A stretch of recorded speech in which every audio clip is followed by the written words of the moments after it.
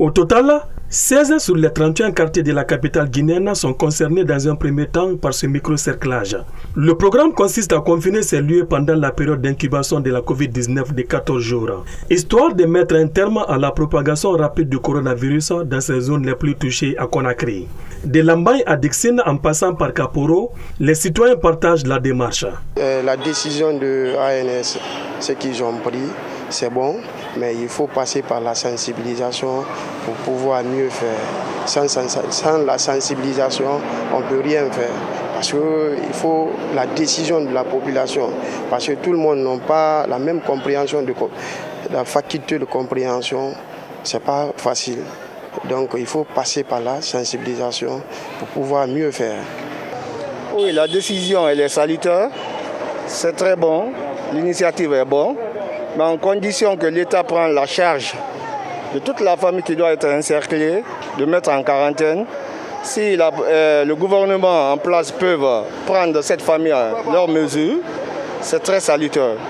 Mais au cas échéant, s'il n'y a pas de mesures d'accompagnement, ce n'est plus l'appel. Parce que mieux vaut prévenir que de guérir. On ne peut pas mettre une famille en quarantaine sans mettre les mesures d'accompagnement. Et si l'État guinéen est prêt, l'ANS est prêt à accompagner cette famille, là c'est très bon, c'est salutaire. Vraiment, moi je trouve que c'est bon. Si l'ANS même, ils ont trouvé les quartiers que là où il y a la maladie, qu'eux-mêmes ils disent nécessaire de faire une barrière pour contenir la maladie là-bas, je pense que c'est bon, c'est une bonne chose. D'après le directeur général de l'Agence nationale de sécurité sanitaire, pendant ce confinement, des cas confirmés de Covid-19 seront suivis à leur domicile avec une équipe médicale qui veillera au quotidien sur les patients. Une décision que juge salutaire Dr Ibrahima Sory Diallo avant de demander à l'État une prise en charge totale des contacts. C'est nécessaire lorsque le flambé prend un élan important.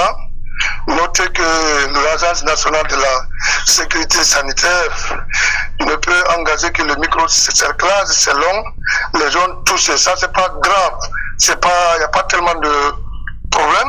Mais tout ce qu'il faut rappeler, on ne peut pas faire le microcerclage sans engager des mesures d'accompagnement. S'il n'y a pas de mesures d'accompagnement, c'est inutile parce que les gens ne vont pas respecter. Ça peut entraîner des troubles. Par ailleurs, Dr Ibrahima Sory Diallo propose quelques pistes de solutions pour éradiquer le coronavirus dans ces différents quartiers.